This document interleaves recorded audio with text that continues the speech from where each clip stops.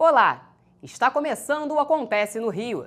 Um seminário promovido pela Comissão da Câmara que trata da crise hídrica reuniu especialistas para debater o problema. Além da cobertura completa do evento, você também vai assistir nesta edição entrevistas sobre mudança climática e gestão da água. Em instantes. A Comissão da Câmara que trata da crise hídrica promoveu um seminário para debater o problema da escassez de água. Especialistas do mundo inteiro participaram do evento. Veja como foi na reportagem de Aline Bordalo. O tema é atual e preocupante. O colapso hídrico que atinge o planeta foi discutido no Seminário Internacional da Comissão Especial da Câmara, presidida pelo vereador Renato Cinco, um estudioso do assunto.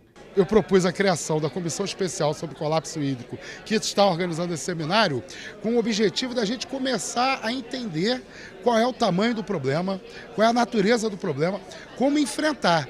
E nós precisamos também saber o que fazer numa situação de racionamento. O secretário estadual do Ambiente anunciou que é possível que haja racionamento na nossa cidade ano que vem, depois do verão. Se houver esse racionamento, será que o atendimento das necessidades da população vai ficar em primeiro lugar em relação, por exemplo, às indústrias que consomem muita água no nosso estado?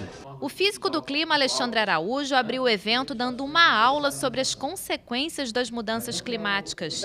Ele destacou que o desafio para o futuro é utilizar menos recursos hídricos. Especialistas estrangeiros falaram sobre a remunicipalização da água em cidades como Buenos Aires e Paris. Para eles, a privatização significa um retorno a um passado que não deu certo.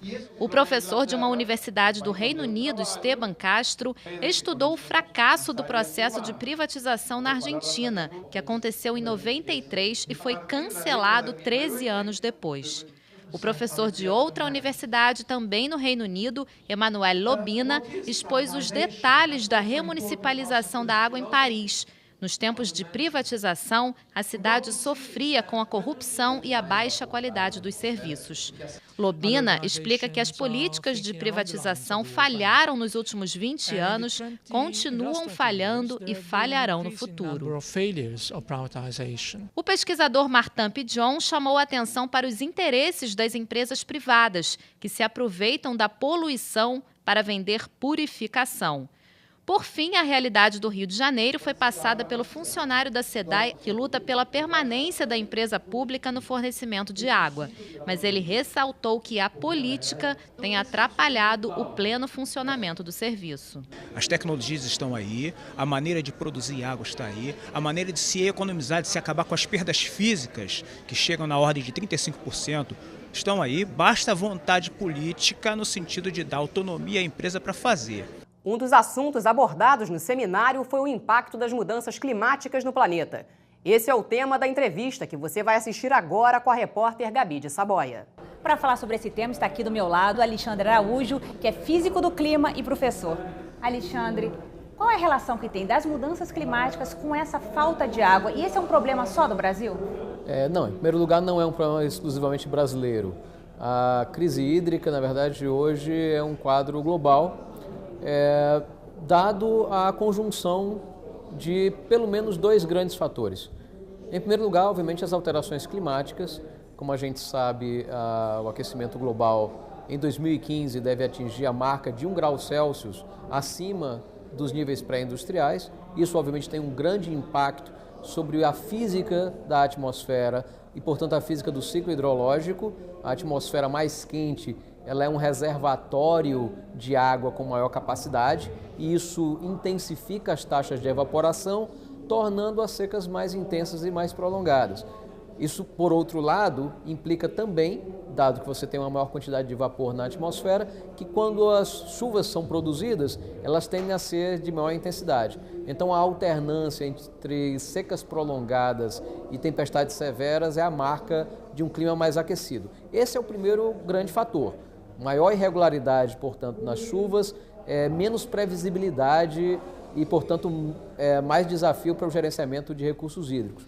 O outro problema, e também isso é global, tem a ver com o próprio modelo de desenvolvimento capitalista, como se viu ser alavancado nas últimas décadas. E o que a gente pode esperar aí para os próximos anos?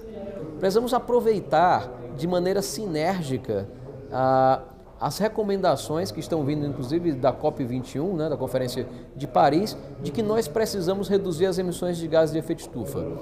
É possível fazer isso e, aliás, é perfeitamente compatível reduzir as emissões de gases de efeito estufa e diminuir a demanda por água para o setor produtivo, exatamente porque, em geral, os setores que são mais hidrointensivos, ou seja, consomem mais água, são também carbointensivos, ou seja, são os que mais emitem. Se você olhar siderúrgicas, termoelétricas, grandes refinarias, o próprio agronegócio, né? A agropecuária é também um dos fatores importantes do aquecimento global.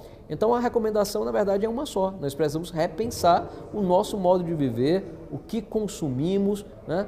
Que tipo de pressão a gente está colocando em relação ao meio ambiente, se a gente realmente quer ter futuro.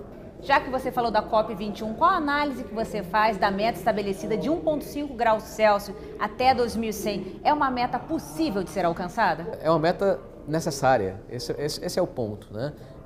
Existe, em geral, uma inversão na lógica dos governantes, dos políticos, dos economistas, de que, ok, o que é possível? É possível nós limitarmos o aquecimento global a 1,5 grau Celsius? Na verdade, o que é impossível é a gente achar que, para além desse limite, nós vamos continuar com o tecido social intacto, porque os impactos tendem a ser muito grandes. Por exemplo, um estudo paleoclimático recente mostrou que períodos em que a Terra esteve 2 graus Celsius acima das temperaturas pré-industriais nos levavam a oceanos entre 6 e 13 metros acima dos níveis atuais. Óbvio, a gente não tem a exata dimensão da escala em que uma transformação como essa ocorreria, mas é muito evidente que ultrapassar a barreira de 1,5 graus Celsius, ultrapassar a barreira de 2 graus Celsius é completamente incompatível com a manutenção da civilização humana. Tá bom, Alexandre, muito obrigada pela sua entrevista. E a repórter Gabi de Saboia também ouviu o professor da Universidade Newcastle, na Inglaterra, Esteban Castro, que falou sobre a reestatização da água. Desde o ano 2000, mais de 200 cidades em todo o mundo remunicipalizaram os serviços de tratamento de água, entre elas Paris, Berlim e Buenos Aires. Aqui do meu lado está Esteban Castro, que pesquisou a reestatização das águas em Buenos Aires. Esteban, quais foram os principais problemas da privatização? Bom, teve muitos problemas. Antes da privatização tinha problemas também, de distinto tipo. Por exemplo, faltava fornecer água a uma parcela expressiva da população mais pobre, no conurbano da cidade. Tinha muitos problemas de poluição que exigiam investimentos maciços. E se privatizou em 1993 com a promessa de que a empresa privada ia precisamente a fornecer esses investimentos e também elevar a qualidade dos serviços. Definitivamente isso não aconteceu. Privatizar a água significou economia para as cidades? Não, todo o contrário. Foi muito custoso e ainda mais porque, apesar de que ela não cumpriu com o contrato, a empresa, quando foi cancelado pelo governo esse contrato de concessão, botou um juízo no Banco Mundial contra o governo argentino para recuperar o que ela ia ganhar durante 30 anos de concessão. E ela ganhou. O poder público ainda é o melhor gestor para as águas? Você tem dados internacionais que atendem a isso, né? Então você tem, para começar, aproximadamente entre 80% e 90% das cidades do planeta, das cidades grandes, são fornecidas por empresas públicas. Então, primeiro, Estados Unidos, por exemplo, aqui no Brasil, se olha para Estados Unidos como um modelo de muitas coisas boas e não tão boas. Esse é um modelo bom para esse tema. A população de Estados Unidos, 85% aproximadamente da população de Estados Unidos recebe água de empresas públicas. Então a pergunta que você tem, por que será que eles promovem a privatização, pero em seu país não?